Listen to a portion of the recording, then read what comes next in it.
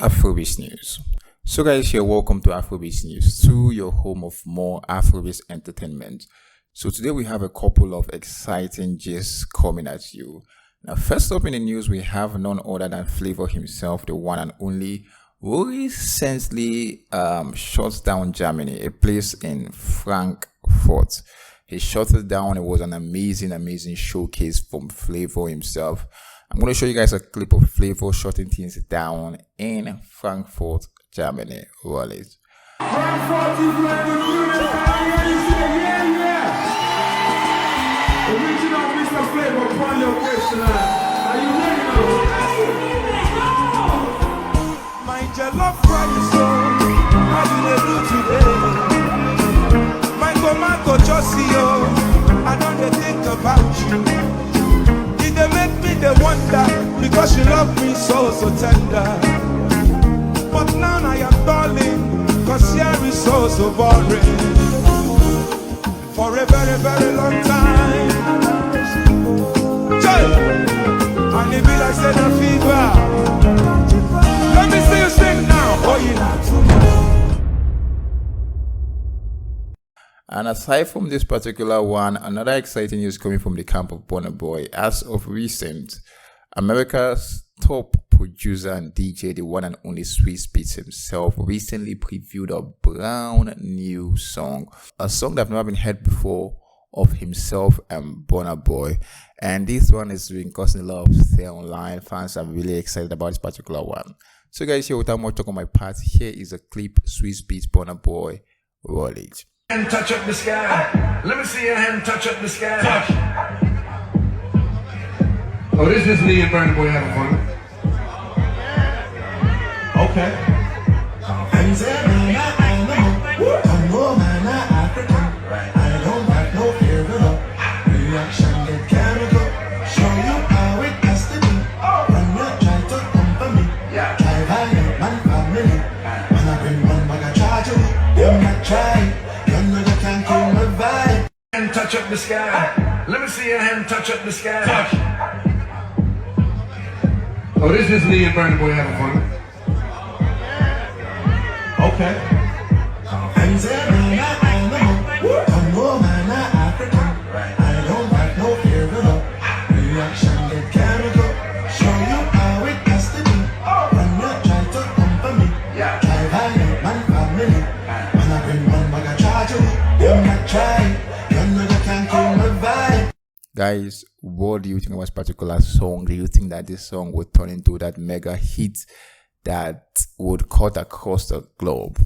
Now, moving past Burna and Swizz, we have another exciting gist, and this one is coming from DJ Cuppy herself. So, a recent DJ Cuppy was spotted with none other than the American rapper and singer Swizz.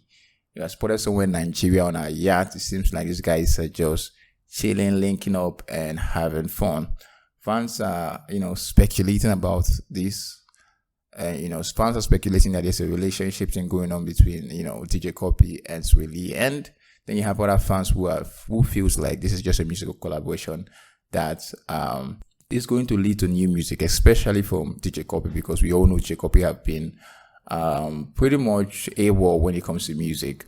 Now, another clip that recently popped up is one of Africa's biggest rappers, Sarkodie, straight out of Ghana, talking about his recent song. In case some of you guys don't really know, Sarkodie recently dropped somewhat of a diss song directed towards Yvonne Nelson. Now, this song is titled Try Me, and in this particular song, Sarkodie addressed the controversial book that Yvonne Nelson put out, where Yvonne Nelson claimed that Sarkodie made her commit abortion, or supported or encouraged her or coerced her into committing an abortion. So, yeah, Sarkodie spoke about why he had to put out this song, and this particular conversation was on was in the US by one of the former Breakfast Club co-hosts, one of the former Breakfast Club co-hosts, Angela Yee herself.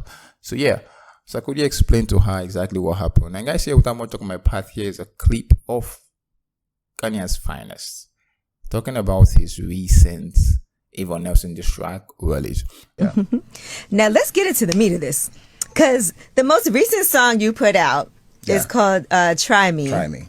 I cannot believe you did that, because I feel like you try your hardest to not engage in like even doing press, you know, and you've even said that you like to keep your personal life separate from you as an artist. But in this particular situation, you've had to address things that have been said about you, right? And so what was your decision in making this song? People are calling it a diss song, but I feel, and it is harsh, I'll say that, because it hurt my heart when I was like, ooh, I would hate for somebody to, I would not want to go back and forth with Sark on a situation like this. But what made you decide this was the move that you were going to make as far as addressing, this book where it was referenced you made a woman have an abortion?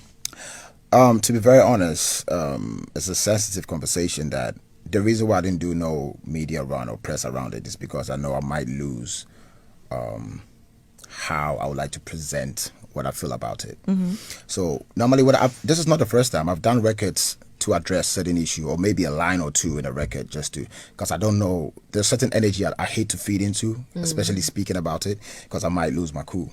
So with this situation, yes, exactly. I'm not going to sit here and say I'm super proud of everything. It's just in the moment how I felt, whether it be my truth, there should have been a way that you could have said it. That's why I don't like to speak about it, because this is a conversation between two people, but then we could have a conversation if you want to talk about it, because it involves me as well. Right. But because people know the Sark doesn't speak, people think they can say something and no, Sark is not going to speak, and then it's going to get away with it.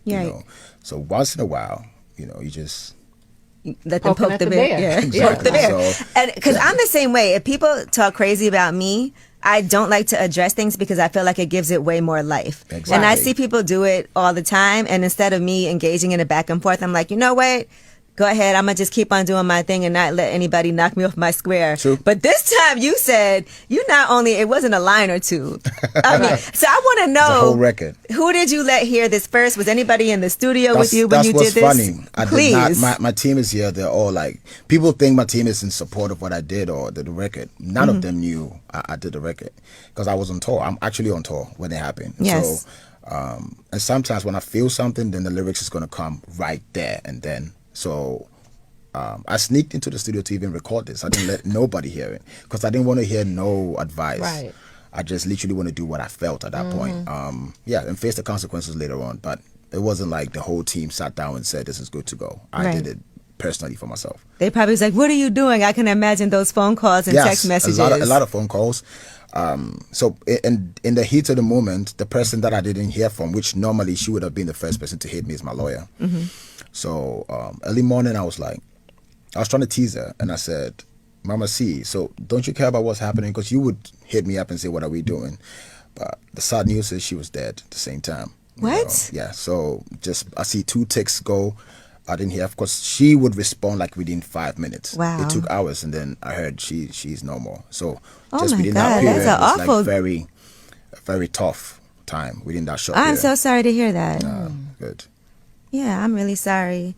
Ooh, Yeah, so that's she would have been somebody who I know wouldn't endorse that that situation of how I wanted to handle it, but I just felt like it. Like this, I normally don't do it, but this, to me, I think I'll get to a point where I can speak freely about it. I think it's still fresh, that I still want to process it before I can really speak. And this is something that happened a really long 13 time or ago. something, Yeah. So this is something that she brought back up. And then I know in interviews you don't even really like to address things like this, but since you put the song out, and it felt like somebody leaked it first. Yes. And so maybe you didn't even intend to put it out. Okay, that's what I was thinking.